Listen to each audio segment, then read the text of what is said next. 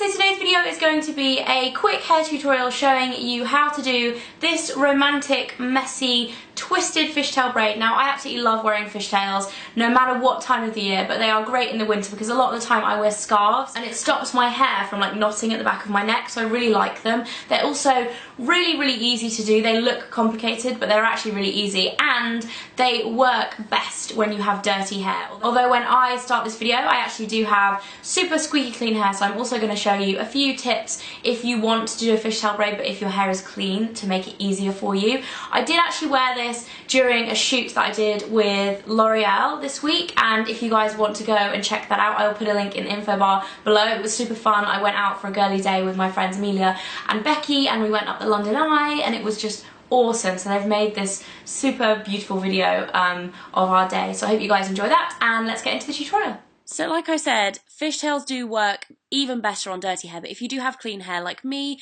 as you can see, my hair is wet right now, it helps to add a few products into your hair before you start your braid. So what I'm doing now is just adding a little bit of heat protectant. This is Elnet's Heat Protect Spray. This is the volumizing version from L'Oreal Paris. What I'm going to do is spray a little bit of this in and then just work it through with my fingers. You can comb it, but I think it's easier just to do it with your fingers, if I'm honest.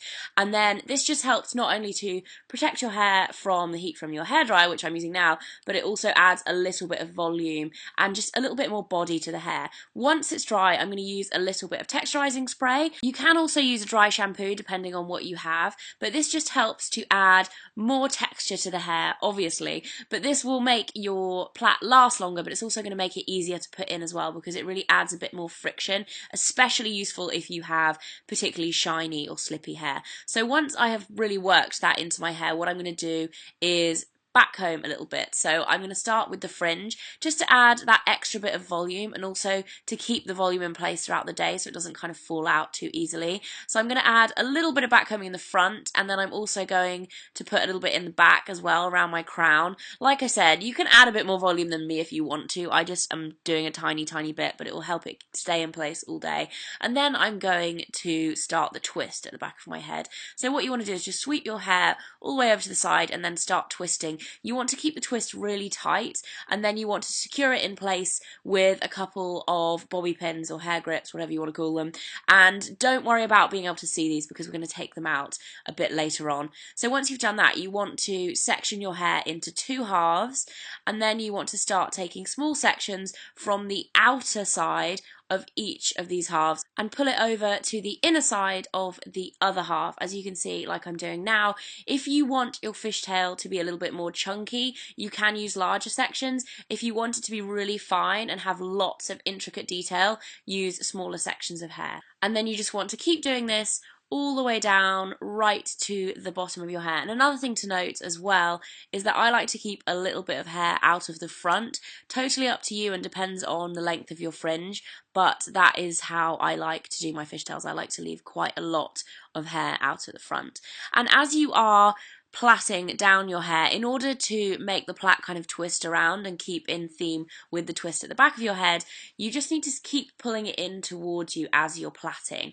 And then once you get to the end, it does get a little fiddly, but just keep going as far down as you possibly can. And then once you're done, secure it with a clear plastic band. You can use a normal hairband, but these ones are invisible, so they tend to look a lot better, especially with this kind of hairstyle. Then I'm going to take the grips out of the back of my hair. This should stay in place because we've twisted it round quite tightly. And then once you have finished that, what you want to do is just to start pulling out sections of your fishtail just to make it look a bit more messy and relaxed and beachy. This can take a little while. You just want to gradually kind of tease the plait to be a little bit wider than it is when you put it in, and you can start at the bottom and just work your way up and then just keep going over and over.